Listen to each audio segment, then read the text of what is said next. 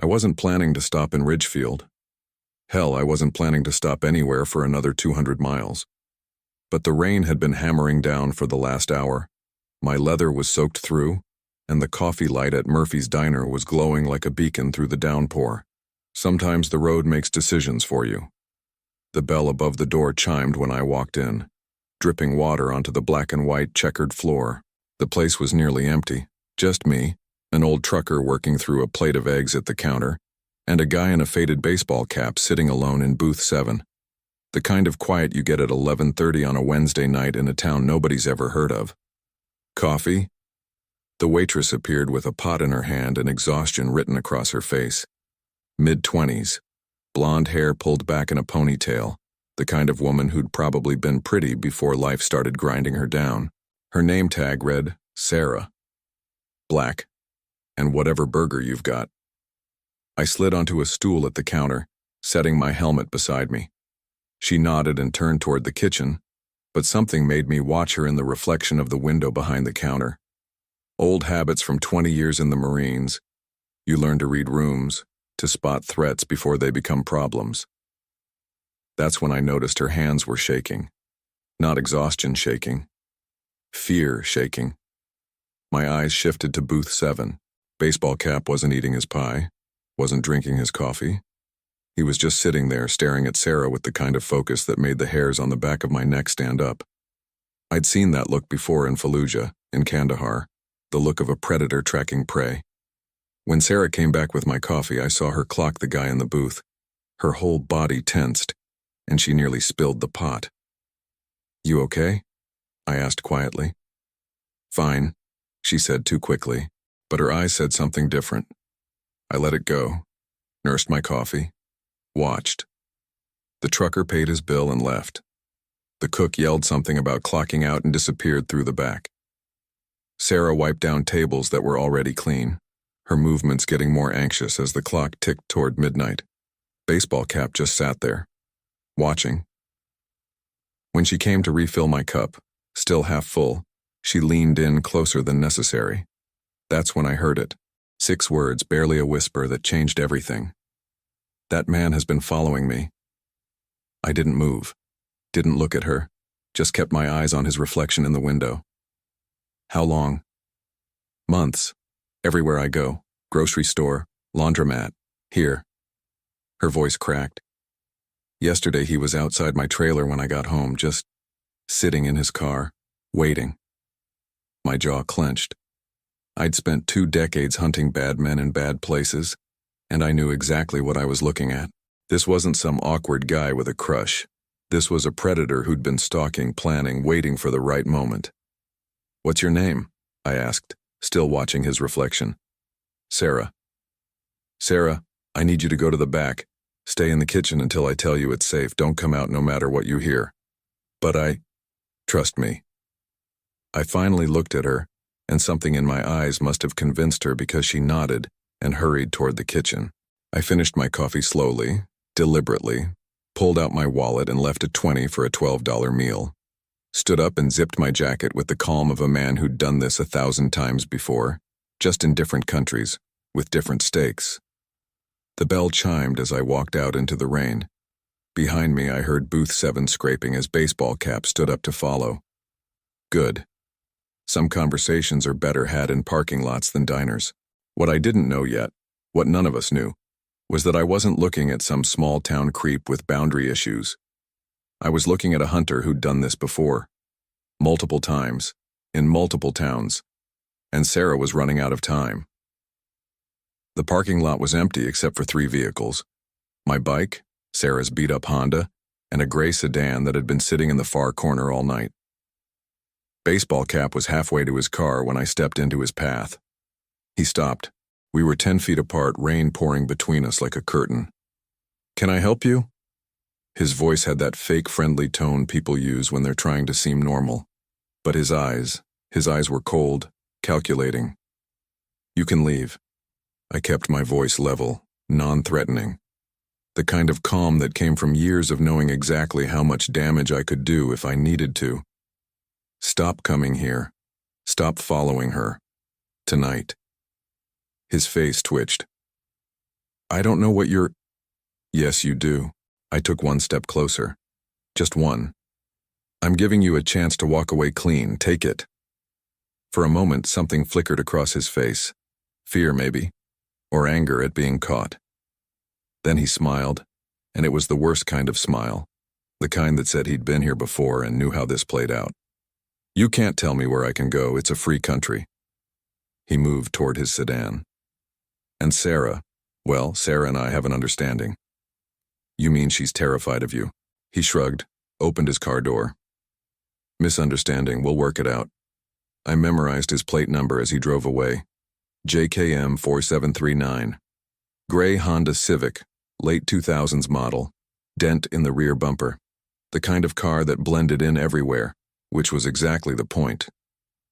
Through the diner window, I could see Sarah pacing by the register, phone in hand. I walked back inside, water pooling around my boots. He's gone, I said. For now. For now? Her eyes were wide, desperate. What does that mean? Means I scared him off tonight, but guys like that, they don't just stop. The police won't do anything until he actually hurts you. I hated saying it, but it was true. Has he touched you? Threatened you directly? She shook her head. Just watching, following, being there. Then legally, he hasn't done anything yet. I pulled out my phone. But that doesn't mean you're alone in this. Give me your number. She rattled it off, hands still shaking. I sent her a text so she'd have mine. Lock up, go straight home, don't stop anywhere. I'll follow behind you, make sure he's not waiting. You don't have to. Yes, I do. 20 minutes later, Sarah's Honda pulled out of the parking lot. I waited 30 seconds, then followed on my bike. The rain had eased to a drizzle and the roads were empty. Small town midnight quiet. That's when I saw it. The gray sedan parked on a side street with its lights off, pulling out behind Sarah as she passed. My gut twisted. He hadn't left. He'd been waiting. I kept back, 3 car lengths between us, watching him track her through every turn. She drove east toward the poor side of town, trailers and prefab houses with chain-link fences. When she pulled into Pinewood Mobile Home Park, the sedan slowed but didn't follow her in. Instead, it parked across the street, engine off, just sitting there in the darkness, watching her windows. I parked my bike 2 blocks away and approached on foot, moving through shadows the way I'd been trained. Got close enough to see his silhouette in the driver's seat. He wasn't checking his phone or listening to music. He was laser-focused on Sarah's trailer, watching like a sniper on Overwatch. This was routine for him. Practiced. I stayed there in the darkness, watching him watch her. Hours passed. 1 a.m. became 2, then 3, then 4. He never moved, never got tired, never got bored. This wasn't some guy with a crush who'd gotten obsessive. This was something worse. Something calculated. At 5:47 a.m., as the first light touched the horizon, he finally started his engine and drove away. I waited until his taillights disappeared, then walked back to my bike. My phone was in my hand before I even thought about it. I stared at the screen, thumb hovering over Bear's name in my contacts. I'd been trying to handle this quietly, keep my brothers out of civilian problems. We'd all moved on, built lives, left the war behind. But looking at that trailer, at the broken porch light and the rust-stained siding and the complete vulnerability of a woman living alone, I realized something. This wasn't just some creep I could scare off with a stern warning. This was a predator with a system, and I couldn't do this alone. I hit dial. Bear answered on the first ring. Ryder? It's 6 in the morning. You better be bleeding or... I need you, I said. All of you. Silence. Then, how fast? Fast. We're rolling in 3 hours. Where are we headed? I gave him the address, hung up, and looked back at Sarah's trailer one more time. By dawn, I knew 2 things with absolute certainty. This guy wasn't going to stop, and I couldn't let him win. They rolled into town like thunder at noon, 5 motorcycles in tight formation, engines rumbling in perfect sync, the kind of sound that made people stop and stare. I was waiting at Jack's Auto Repair on the edge of town, an old garage owned by a guy who asked no questions and kept his mouth shut. Bear came in first. 6'5", 300 pounds of muscle gone soft at the edges but still capable of snapping a man in half. Gray beard down to his chest, arms covered in ink that told stories of 20 years in hell and back. He pulled me into a crushing hug that smelled like leather and motor oil. "You look like shit, Ryder." "Feel worse." The others rolled in behind him. Tank, bald, tattooed, built exactly like his name. Crow, sharp eyes that missed nothing, notebook already in his hand. Priest, silver-haired and quiet, the one who listened more than he talked. And Wrench, skinny, twitchy, could fix any machine ever made with nothing but duct tape and spite. My brothers. The men I'd bled with in Fallujah, dragged out of burning Humvees, trusted with my life more times than I could count. We gathered in the garage, coffee in styrofoam cups, and I told them everything. Sarah's whisper in the diner. The stalker's cold smile. The gray sedan waiting outside her trailer until dawn. "You followed her home?" Tank asked, and watched him watch her for 6 hours. Priest leaned against a workbench, arms crossed. "This guy's patient. That's not good. Patient predators are the dangerous kind. How long's this been going on?" Crow was already taking notes. "She said months, but I think it's longer." Bear studied my face the way only a man who'd known me for 23 years could. "You just met this girl yesterday. Why are we here?" Fair question. I thought about Sarah's hands shaking as she poured coffee. The terror in her eyes when she whispered for help. The way she'd been drowning and nobody else was throwing her a rope. "Because she asked," I said simply. "And because guys like him don't stop until someone makes them." Bear nodded slowly. That was enough for him. "What do you need?" "Eyes on her, 24/7. He's tracking her patterns, and we need to track his." "Surveillance rotation," Crow said, already mapping it out.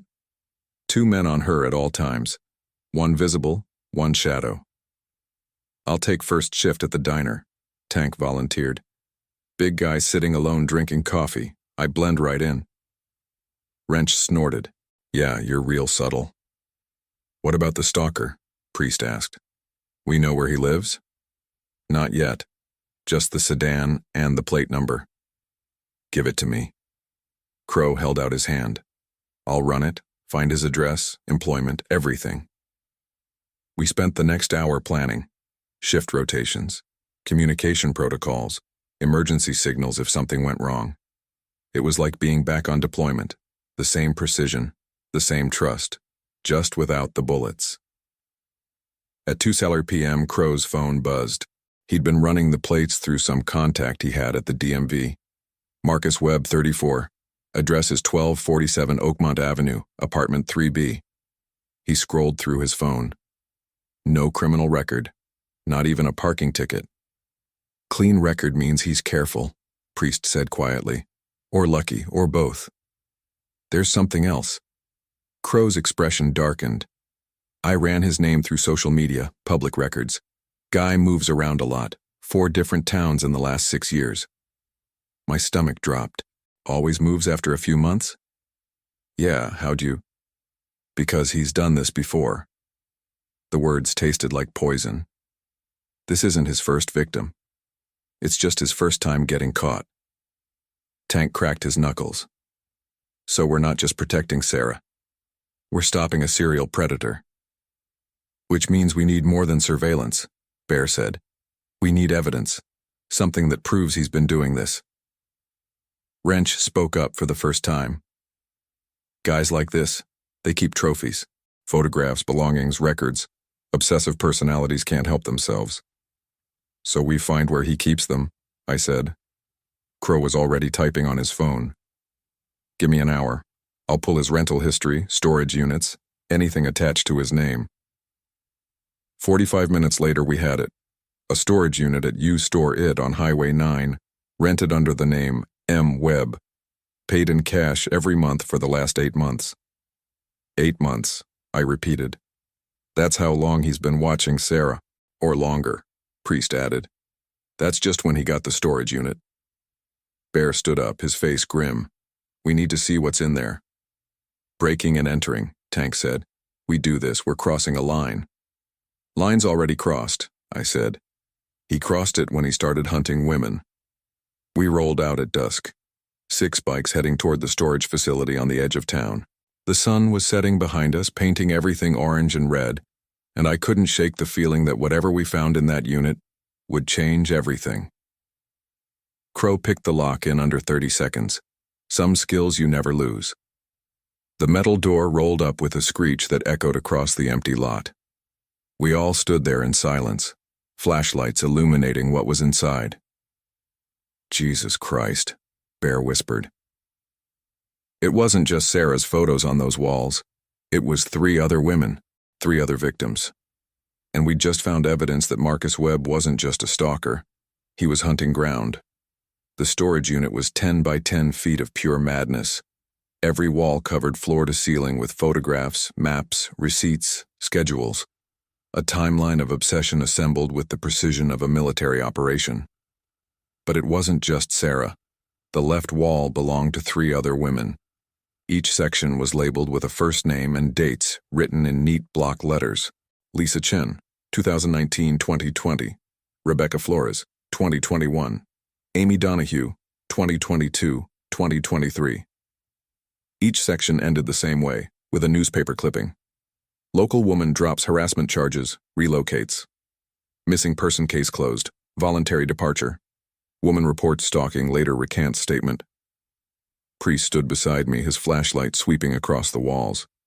He doesn't kill them, he terrorizes them until they run. Then he moves to the next town, Crow added, photographing everything with his phone. Finds a new target, starts over. Tank was searching through boxes stacked in the corner. He held up a shoebox filled with personal items, a hairbrush, a keychain, receipts with signatures. Trophies, things they wouldn't even know were missing. My eyes went to the right wall. Sarah's section was the largest, most detailed. 8 months of surveillance photos showing her leaving work, grocery shopping, pumping gas, sitting on her trailer steps drinking coffee. He'd documented her entire life, but it was the bottom corner that made my blood run cold. A calendar with dates circled in red. The last circled date was 6 days from now. Next to it, a printout of 2 plane tickets. One way to Phoenix, Arizona. Departure date matched the calendar. 2 seats. He's got an endgame, I said quietly. He's planning to take her. Bear picked up a duffel bag sitting in the corner and unzipped it. His face went white. Rider. Inside rope, zip ties, duct tape, a box cutter, and a roll of plastic sheeting. The kind of supplies you need when you're planning something you can't come back from. This is different from the others, Priest said, studying the newspaper clippings. Lisa, Rebecca, Amy, they all left voluntarily. Scared, but alive. This, he gestured to the duffel bag. This is escalation. Why? Wrench asked. What changed? I thought about it, running through everything I'd seen. Sarah asked for help. She broke the pattern. The others probably just ran when it got bad enough, but Sarah told me, and now he knows he's been caught. Cornered predators are the most dangerous kind, Tank said. Crow was scrolling through his phone, comparing photos. I found social media posts for the other victims. Lisa Chen hasn't posted anything since 2020. Rebecca Flores' account went dark in 2021. Amy Donahue, let me guess. Bear interrupted. 2023. Yeah. Crow looked up, his face grim. They all just disappeared from online. No updates, no activity. Like they vanished. Or they're hiding, I said, running so hard they had to erase their entire digital footprint. Priest pointed to a file folder on a shelf. Check that. I pulled it down and flipped it open. Inside were printed pages, screenshots of social media posts, addresses, workplace information. He'd been researching Sarah long before he ever approached her. Her old apartment in Millville, 40 miles away. Her previous job at a truck stop diner. A photo of her with friends at a birthday party from 2 years ago. He followed her here, I said. When she moved from Millville to Ridgefield, he followed. So this isn't random, Tank concluded. He picked her specifically, probably months or years ago. The implications settled over us like a weight. This wasn't some guy who'd gotten obsessed with a pretty waitress.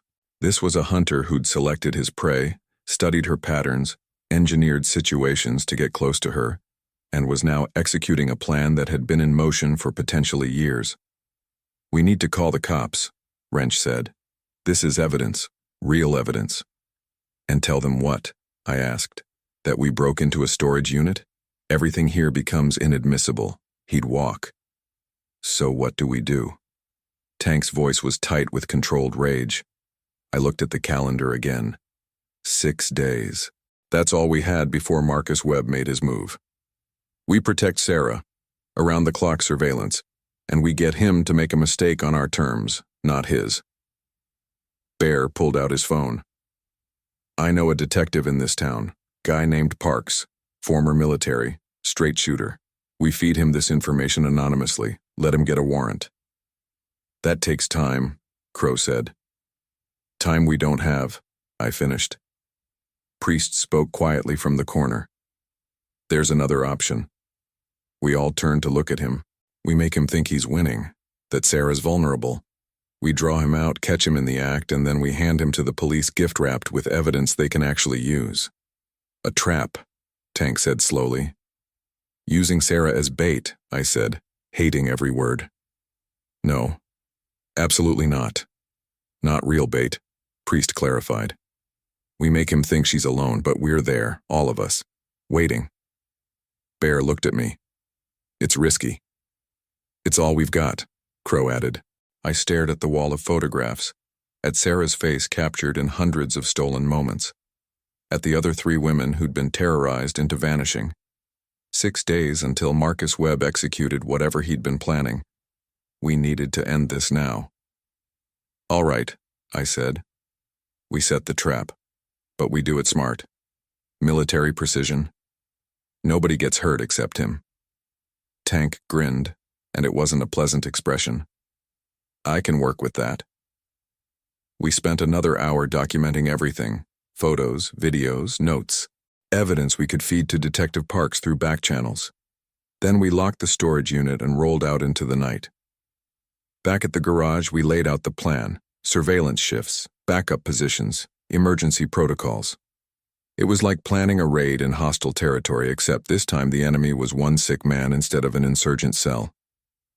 At 2 a.m., my phone buzzed. A text from Sarah. "Can't sleep. Keep thinking I see him outside." I texted back. "You're not alone. We've got eyes on your place. Try to rest." A minute later. "Who are you people?" I stared at the question for a long moment before responding. "People who don't leave anyone behind." Her reply came quickly. "Thank you." I pocketed my phone and looked at my brothers, exhausted, determined, ready to go to war for a woman they'd never met. "She doesn't know it yet," Bear said quietly, reading my mind. "But she just became family, and in 6 days Marcus Webb was going to learn what happened to people who threatened our family. The hard way." We started the rotation at 6 a.m. Tank and I took the first shift at Murphy's Diner, sitting in separate booths like we didn't know each other. Tank ordered pancakes and coffee. I got eggs and toast. We both positioned ourselves with clear sight lines to every entrance and Sarah's station at the counter. She noticed us immediately. I saw it in the way her eyes lingered when she brought Tank his coffee, the slight hesitation before she approached my booth. She was smart enough not to say anything, but the question was written all over her face. "Why are you still here?" The morning rush came and went. Truckers, construction crews, high school kids grabbing breakfast before class. Normal small-town rhythms. Sarah moved through her shift with practiced efficiency, but I could see the tension in her shoulders every time the door chimed. She was waiting for him to show up. At 2:17 p.m., he did. Marcus Webb walked through that door like he owned the place, same faded baseball cap pulled low, same dead-eyed stare. He took his usual booth, number 7, and ordered his usual black coffee. Then his eyes found Sarah. I watched him track her across the room, that predatory focus I'd seen 2 nights ago. But this time something was different. His gaze flickered toward Tank, then toward me. Assessing, calculating. He knew we weren't regular customers. Sarah brought him his coffee with shaking hands.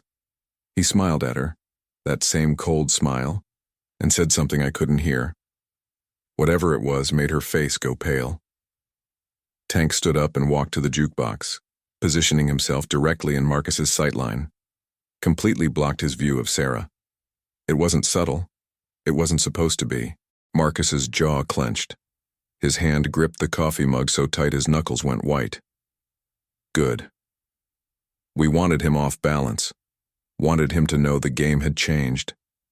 He lasted 15 minutes before throwing a $5 bill on the table and walking out. As he passed Tank, their shoulders nearly brushed. Tank didn't move, didn't even blink, just stood there like a wall of muscle and bad intentions. The door chimed. Marcus was gone. Sarah approached my booth, coffee pot in hand. "What's happening?" she whispered. "Protection detail," I said quietly. "You've got eyes on you 24/7 until this is over. I can't afford, you're not paying. We don't work like that." "But why? You don't even know me." I looked up at her, seeing the exhaustion and fear and confusion all mixed together. "You asked for help. That's enough." Her eyes filled with tears, but she blinked them back and nodded. By day 3, Marcus was getting desperate. He showed up 6 times that day. Each time one of us was there. Crow in the morning shift, Priest at lunch, Bear and Wrench in the afternoon, me and Tank at night. Every time he tried to watch Sarah, we blocked him, stood in his way, sat at tables between him and her, made it impossible for him to have the control he needed. I watched him unravel in real time, the calm facade cracking, his movements getting jerky, agitated.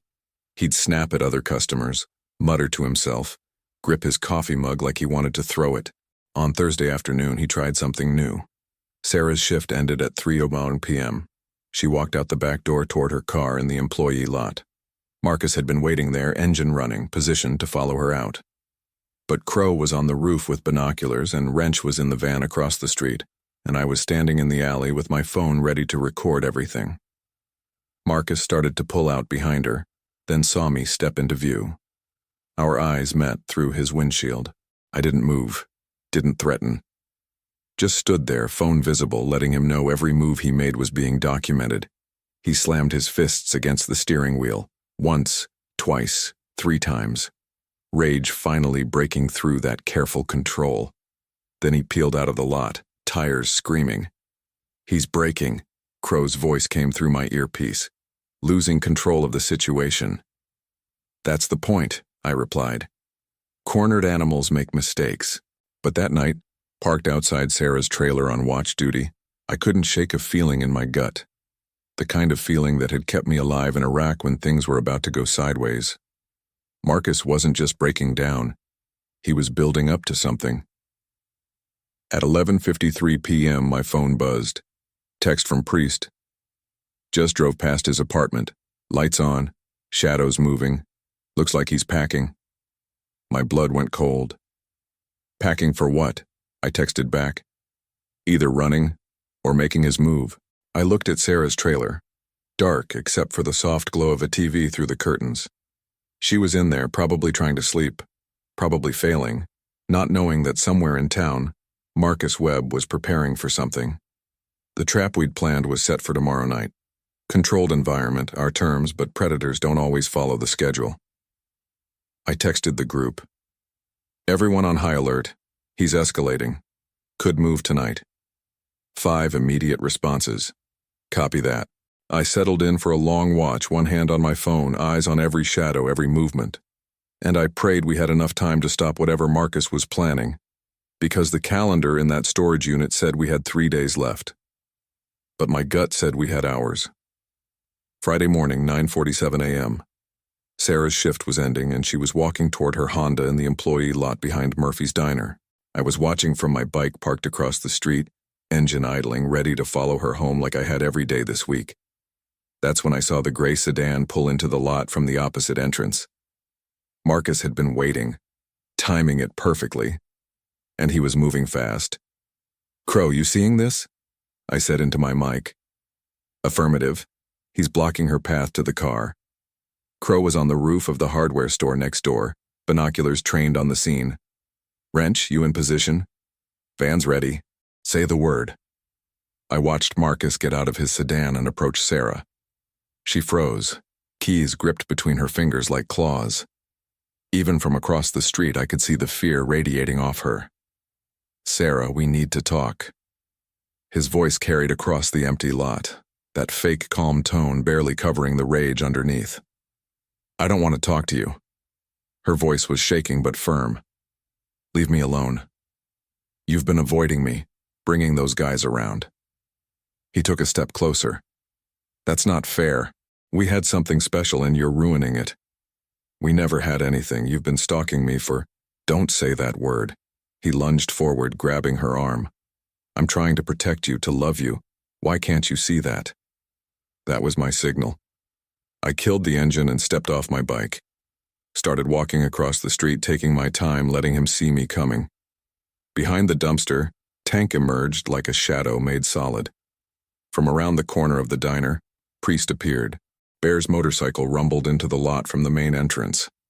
Marcus's head whipped around, and I saw the exact moment he realized he was surrounded. "Let her go," I said quietly, stopping 10 feet away. His hand tightened on Sarah's arm. She winced. "This is none of your business." She asked me to make it my business. I took another step forward. "Now let her go." For a second, I thought he might try something stupid. His free hand twitched toward his jacket pocket. But then he saw Tank, 6'4" of pure violence waiting to happen, and Priest moving to block the exit, and Bear dismounting his bike with the kind of deliberate calm that promised pain. 6 men, all watching him, all ready. Marcus released Sarah's arm and stepped back, hands up in surrender.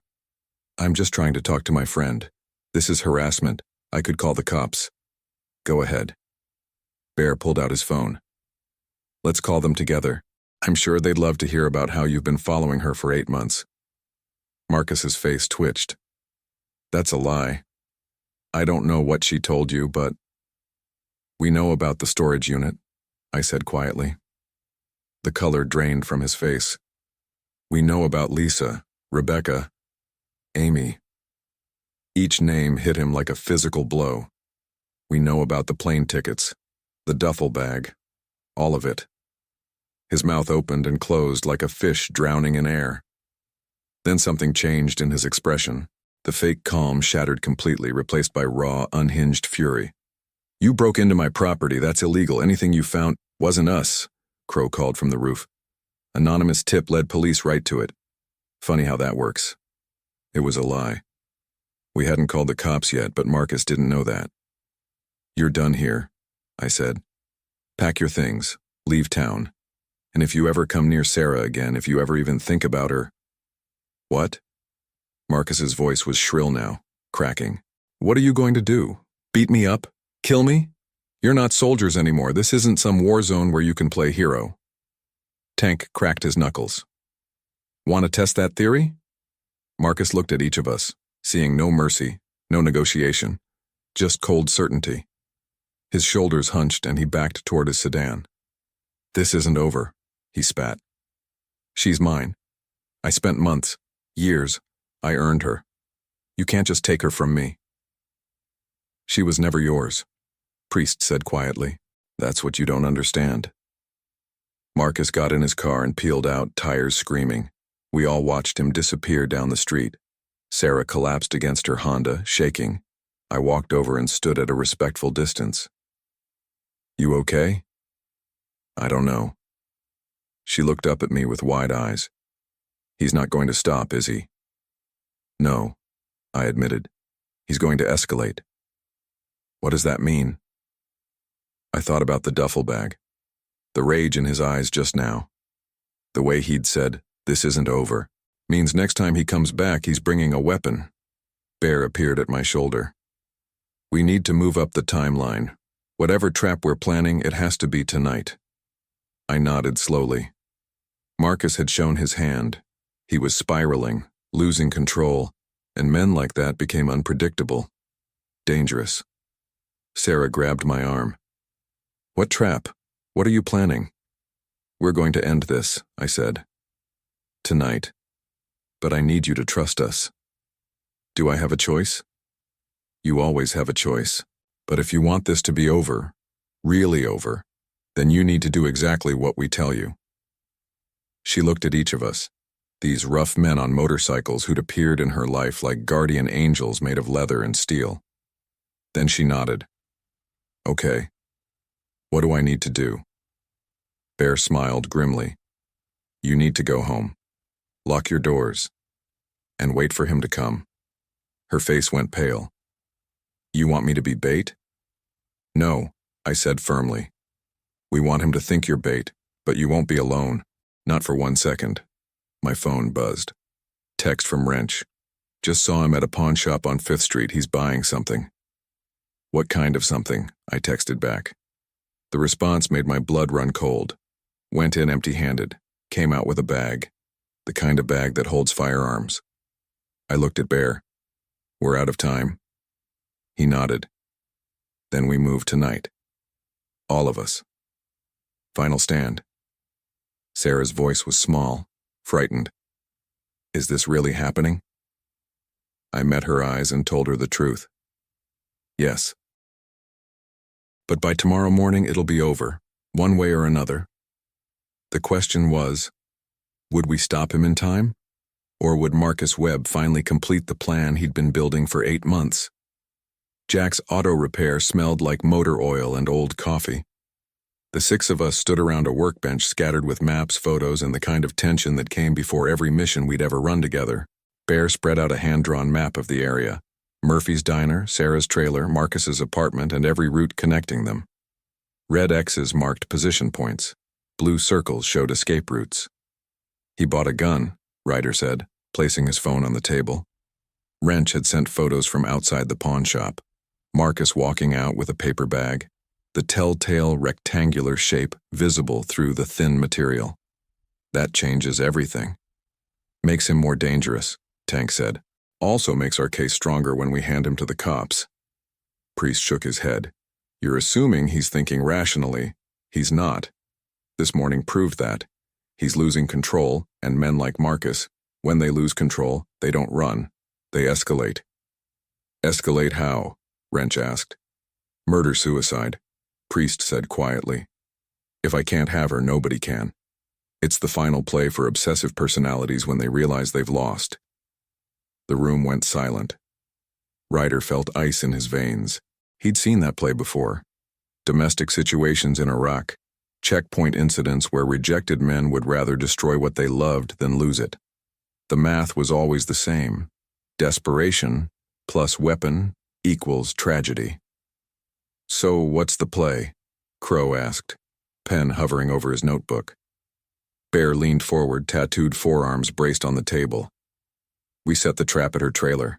Make Marcus think she's alone, vulnerable. He comes to make his move, and we're waiting. Where's Sarah during all this? Ryder asked. Somewhere safe. My sister's cabin, 3 hours north. No cell service. Off-grid. I'll have her picked up this afternoon, and Marcus won't know she's gone until it's too late. And when he shows up at an empty trailer? Tank asked. It won't be empty, Crow said. One of us plays her, keeps the lights on, moves around inside. From outside, in the dark, Marcus won't know the difference until he's already committed. Priest nodded slowly. He'll come tonight, tomorrow at the latest. The confrontation this morning pushed him over the edge. He's going to act fast before he loses his nerve. Wrench pulled up security footage on his laptop. I hacked the trailer park's cameras. There's only 2 ways in. Main entrance on Pinewood Drive and a back access road near the retention pond. We cover both. He's got nowhere to run. Positions? Bear asked. Crow pointed to the map. Tank and Wrench at the main entrance, hidden in the tree line. Me and Priest at the back access. Bear coordinates from the center position near the community mailboxes, and Ryder. I'm inside the trailer, Ryder said. It wasn't a question. Too close, Bear objected. If he comes in shooting, then I'm exactly where I need to be.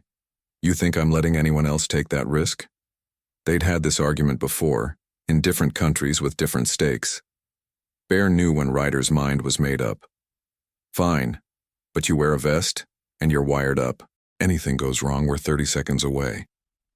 What about the cops? Wrench asked. We bringing in Detective Parks? Ryder thought about it. They needed law enforcement for this to end legally, permanently. But cops meant protocol, warrants, red tape. Marcus could lawyer up, make bail, disappear before trial. We call Parks after, he decided. Once we have Marcus contained and evidence of attempted assault, then it's a clean arrest with witnesses and proof. Walking a thin line, Priest said. It's the only line that works, Bear replied. We go in legal, Marcus knows his rights and shuts down. We wait for him to make his move, catch him in the act. That's something the justice system can actually prosecute. Tank cracked his knuckles. And if he tries to run? He won't get far, Crow said. But we use minimum force. Contain, control, hand over to authorities. We're not vigilantes. Speak for yourself, Tank muttered. Ryder met his eyes. I mean it, Tank. Nobody gets hurt tonight unless there's no other choice. We're better than him.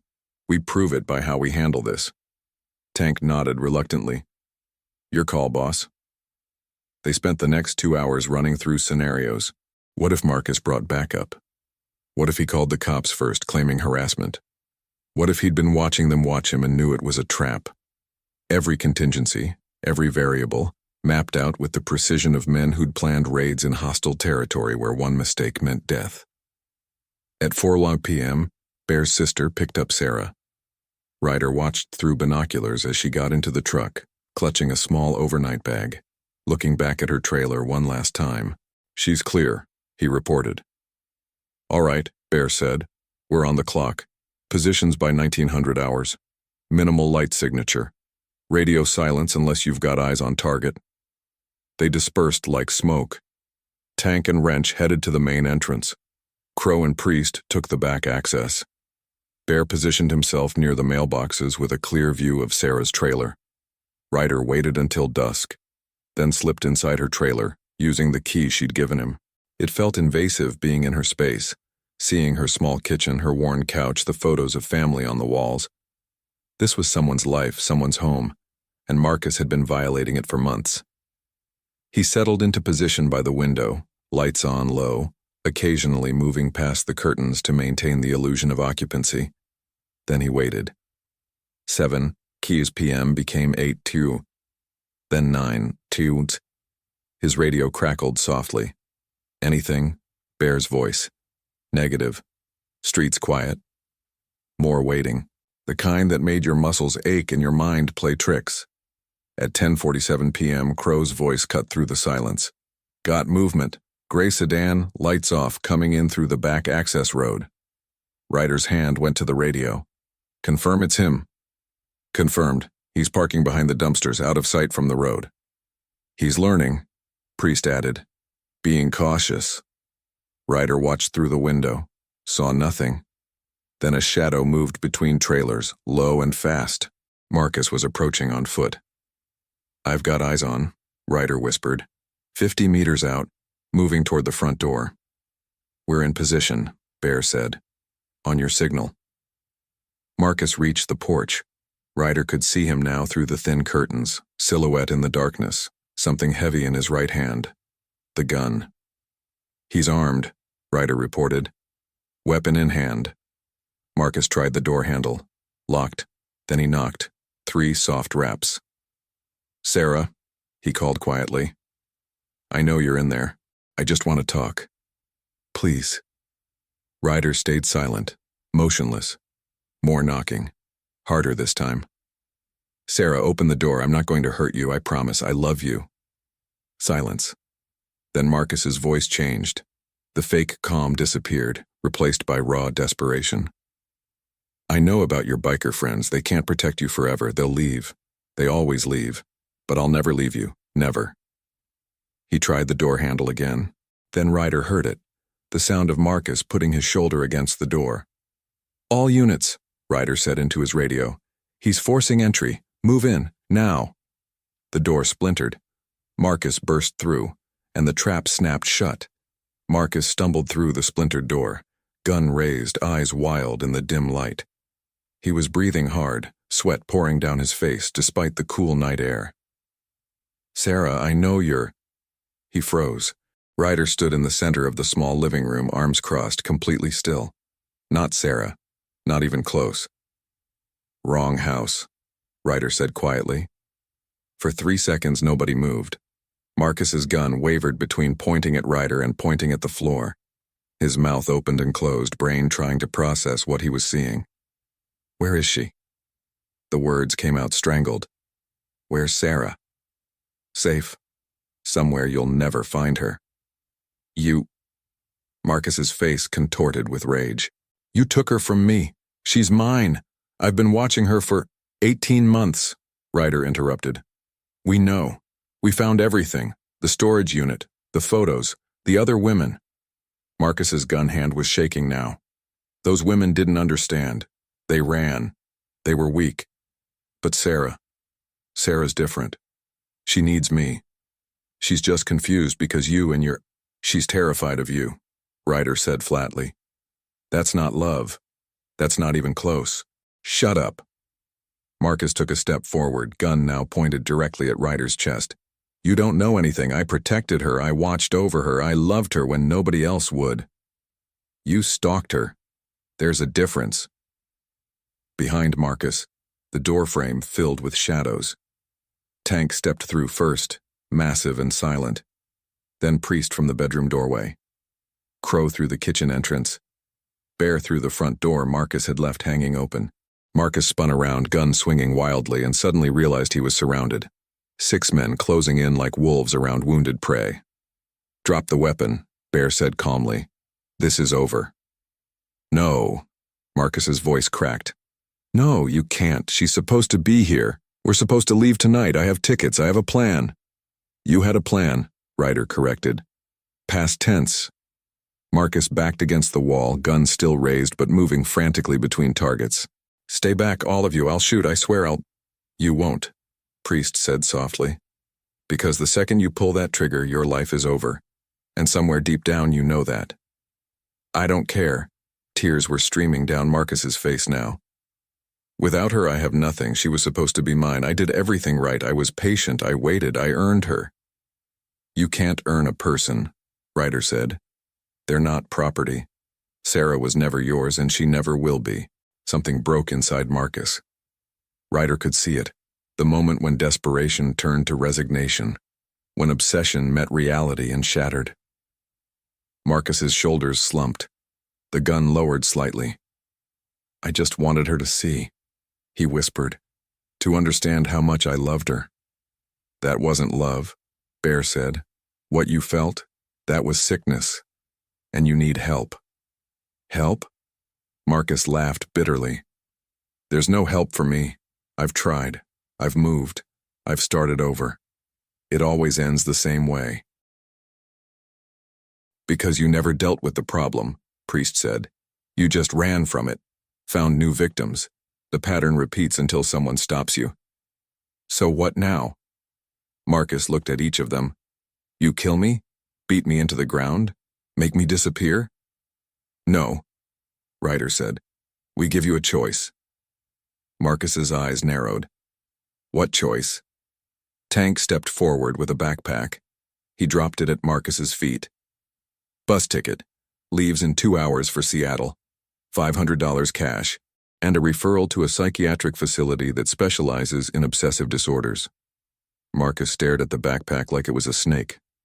"The easy way," Bear explained. "You take that ticket. You get on that bus. You check yourself into treatment. You never contact Sarah again. You never stalk another woman again. You fix what's broken inside you." "And the hard way?"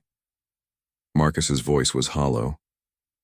Ryder stepped closer, close enough that the gun was almost touching his chest. He looked Marcus dead in the eyes. "The hard way is we take that gun from you right now. We call Detective Parks and hand you over with enough evidence to put you away for years. Assault with a deadly weapon, breaking and entering, stalking across multiple states. You'll do time, Marcus, real time. And when you get out, you'll have a record that follows you forever. Plus, Crow added, we'll find Lisa, Rebecca, and Amy. We'll get them to testify. 3 counts of stalking. Maybe more if we dig deeper into your past. Marcus's hand trembled. The gun felt heavy, useless. This is blackmail. This is mercy, Priest corrected. Something you never showed your victims. We're offering you a chance to walk away, Ryder said. To get help, to break the cycle. But you need to choose right now. The bus leaves in 2 hours or the cops arrive in 5 minutes. Marcus looked at the backpack, at the gun in his hand, at the 6 men surrounding him, men who'd fought in wars, who knew violence intimately, who were showing more restraint than he probably deserved. Why? He asked finally. Why not just turn me in? Because the system's slow, Bear said. You'd make bail, you'd run, start over somewhere else, find another Sarah. We're not letting that happen. So you'd rather I just disappear? We'd rather you get better, Ryder said honestly. But if you can't or won't, then yeah, we want you gone. Marcus's legs gave out. He slid down the wall, sitting on the floor, gun loose in his hand. I don't know how to stop, he whispered. I see someone and I can't help it. Then let someone help you, Priest said gently. The facility in Seattle, they've dealt with cases like yours. It's not prison, it's treatment. But you have to choose it. Outside, sirens wailed in the distance, getting closer. Out of time, Marcus, Bear said. What's it going to be? Marcus looked at the gun in his hand, at the backpack on the floor, at his reflection in the dark window, a broken man who'd terrorized women for years and never understood why. He made his choice. The gun clattered to the floor. The bus, he whispered. I'll take the bus. Tank bent down and secured the weapon. Ryder helped Marcus to his feet while Crow grabbed the backpack. Detective Parks is still coming, Bear said, phone in hand. But he's going to find an anonymous tip about a storage unit full of evidence. No names, no witnesses. You'll be long gone before he connects it to you. And if I don't get on that bus? Marcus asked. Ryder's expression hardened. Then we hunt you down ourselves, and trust me, you don't want that. They walked Marcus outside. His gray sedan was still behind the dumpsters. They'd move it later, wipe it clean, make it look like he'd abandoned it. The sirens were closer now, 2 minutes out, maybe less. Go, Ryder said. Now. Marcus clutched the backpack, looked back at Sarah's trailer one last time, and stumbled toward the street. They watched him disappear into the darkness. Think he'll actually get on the bus? Tank asked. 50-50, Priest admitted. But it's more of a chance than his victims ever got. The police cruiser pulled into the trailer park, lights flashing. Detective Parks emerged, hand on his holster. Got a call about a disturbance? He called out. Ryder stepped forward. False alarm, detective. Everything's under control. Parks looked at the 6 bikers, at the splintered door, at the careful way everyone was positioned like they'd just finished a tactical operation. Uh-huh, he said slowly. You boys know anything about a storage unit on Highway 9? Anonymous tip came in about 20 minutes ago. Can't help you there, Bear said. Parks studied them for a long moment. Then he sighed. You know I should arrest all of you for whatever the hell just happened here. But you won't, Ryder said. No, Parks admitted. Because I've got a feeling that storage unit is going to solve about 4 cold cases I've been working on. Funny how things work out sometimes. He got back in his cruiser and drove away. The 6 brothers stood in silence, letting the adrenaline drain. Is it really over? Wrench asked. Ryder thought about Marcus stumbling into the night, about Sarah safe in a cabin 3 hours away, about justice served outside the system's slow machinery. Yeah, he said finally. It's over. But somewhere in his gut, a voice whispered, for now. We stayed at the trailer until dawn, repairing the splintered door and cleaning up any evidence that Marcus Webb had ever been there. Tank had the door frame fixed in 20 minutes, some skills translated from war zones to civilian life easier than others. At 6:47 a.m., My phone buzzed. Detective Parks. "You're going to want to hear this," he said without preamble. "Storage unit was exactly what your anonymous tip said. 3 victims we can confirm, maybe more. Evidence going back 5 years. This Webb character, he's done." "Where is he now?" I asked, putting it on speaker so the others could hear. "That's the interesting part. Got a call from Seattle PD about an hour ago. Guy matching his description checked himself into Providence Psychiatric Hospital. Voluntary commitment. Told them he had dangerous obsessive thoughts and needed help." Bear caught my eye. He'd actually done it. Got on the bus. "How long will they keep him?" Crow asked. "Voluntary commitment is usually 30 days minimum. After that depends on his progress. But here's the thing. With the evidence we found, I've got enough for multiple felony stalking charges across state lines. Federal prosecutors are interested. Even if he gets out of treatment, he's looking at serious time." "Good," I said. "There's one condition," Parks continued. "He wants a deal. Full confession, cooperation in identifying other potential victims, guilty plea to all charges, in exchange for psychiatric treatment as part of his sentence instead of general population." "You taking it?" Tank asked. "I'm recommending it. Gets justice for the victims, gets him off the streets, gets him help. Not perfect, but better than rolling dice with a jury trial where he might walk on technicalities." We exchanged glances. It wasn't the ending we'd imagined. No dramatic arrest, no perp walk in handcuffs. But it was justice. Slow, imperfect, real-world justice. "What about Sarah?" I asked. "Does she need to testify?" "Eventually for the prosecution, but not immediately. Give her time to breathe, she's been through enough." After we hung up, Priest spoke quietly. "He'll serve maybe 3 to 5 years with good behavior. That's not enough for what he did." "No," I agreed. "But it's what we've got. And he'll have a record. Mandatory registration as a stalker in some states. Therapy requirements. Monitoring. He'll never have the freedom to do this again." "Unless he runs," Wrench said. "Then we find him," Bear stated flatly. "That's the promise we made." At 9 a.m., Bear's sister brought Sarah back. We watched from the garage as she pulled into the trailer park, Sarah sitting rigid in the passenger seat, eyes scanning every shadow. She got out slowly, saw the repaired door, and her knees buckled. Bear's sister caught her. I walked over, keeping distance, letting her process. "Is he gone?" Her voice was barely a whisper. "He's gone. In Seattle. Psychiatric hospital. Police have enough evidence to put him away for years. For years." She looked up at me and I saw the weight of that word. "Not forever, just years." "What happens when he gets out?" "He won't come near you," I said with certainty. "We made sure he understands what happens if he does." She wrapped her arms around herself, shaking despite the warm morning sun. "I don't feel safe yet. Does that sound stupid? He's gone, but I still feel like he's watching." "That's trauma," Priest said gently, appearing beside me. "It doesn't disappear just because the threat does. Give yourself time." "How much time?" "However long it takes, could be weeks, could be months, but it gets easier." He'd been through enough therapy himself to know. We all had. Sarah looked at each of us, these rough strangers who'd appeared in her life like a storm and dismantled her nightmare piece by piece. "I don't know how to thank you," she said, voice cracking. "I don't even know your real names." "Don't need to know them," Bear said, "and you don't need to thank us." "But I do. You saved my life, all of you. And I didn't pay you, I can't afford." "We don't do this for money," I interrupted. "We do it because it's right." "Then why? Why me? Why help a random waitress you don't even know?"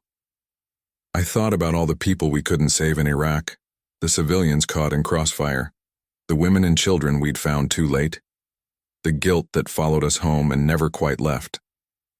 "Because you asked," I said simply, "and because we could."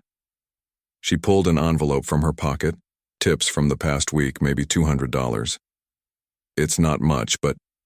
"Keep it," Bear said firmly.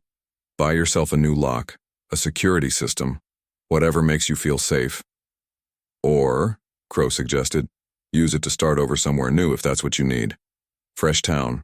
Fresh start. Sarah clutched the envelope, tears streaming down her face. Then she did something unexpected.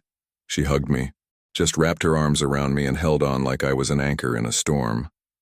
I stood there awkwardly, unused to gratitude that came without medals or ceremonies, until Bear cleared his throat, and I carefully hugged her back. "You're going to be okay," I said quietly. "It doesn't feel like it now, but you will." She pulled back, wiping her eyes. "Will I see you again?" I glanced at my brothers, at the motorcycles parked in a row, ready to roll toward whatever came next. "Probably not," I admitted. "We don't really stay in one place." "Then how do if something happens?" Crow handed her a card with a single phone number. "That reaches Bear. Any of us, day or night. Something goes wrong, you call. We'll come." "From anywhere?" she asked. "From anywhere," he confirmed. She looked at the card like it was made of gold. "I'm family now. That's what you said." "That's what we said," Tank agreed. Detective Parks pulled up then, and we spent 2 hours giving statements. Carefully edited versions that left out breaking and entering, implied threats, and anything that might complicate his prosecution. Parks knew we were holding back. He just didn't care. "Far as I'm concerned," he said as we finished, "you boys are heroes. Vigilantes technically, but heroes. This case would have gone cold without your, let's call it, civilian assistance. We were just in the right place at the right time," I said. "Funny how that keeps happening with you military types." He shook my hand. "You ever settle down, give me a call. Could use someone like you on the force." "Not settling down anytime soon," I replied. "Didn't think so." He tipped his hat to Sarah. "You take care, miss. And if Webb violates any terms of his deal, you let me know immediately." After he left, we packed up, checked our bikes, prepared to roll out the way we always did, toward the horizon, toward the next town, toward whatever came next. Sarah stood watching us, that card clutched in her hand. "The road calls," Bear explained. "Always does." "Thank you," she said one more time.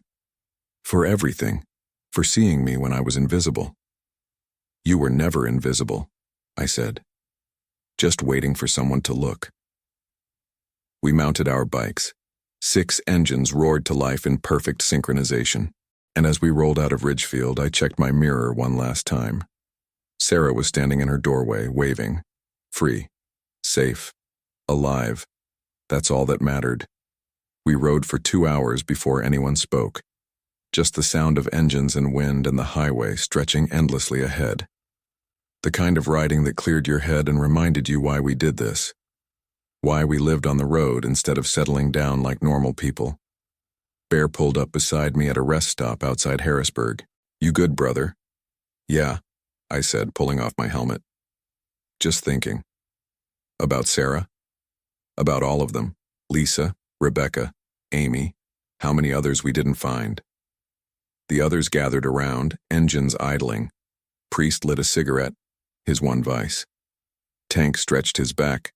Crow was already on his phone, probably checking to make sure Marcus Webb was still checked into that Seattle hospital. "We can't save everyone," Bear said quietly. "Learned that a long time ago. Doesn't make it easier."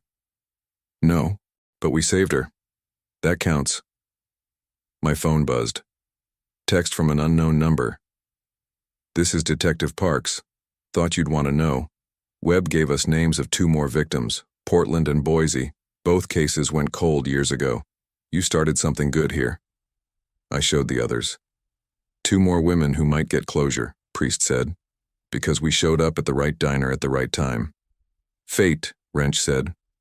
"Luck," Tank corrected. "Purpose," Bear finished. "We've been looking for it since we got home from overseas. Maybe this is it." We rode on, through Pennsylvania into Ohio. 3 days of highway and truck stops and cheap motels. The kind of wandering that felt like meditation. On the 4th day, my phone rang. Sarah. "Hey," she said, and I could hear something different in her voice. Lighter. "I wanted to let you know, I gave my notice at Murphy's. I'm moving." "Where to?" Colorado. My cousin has a restaurant in Boulder, offered me a job and a place to stay.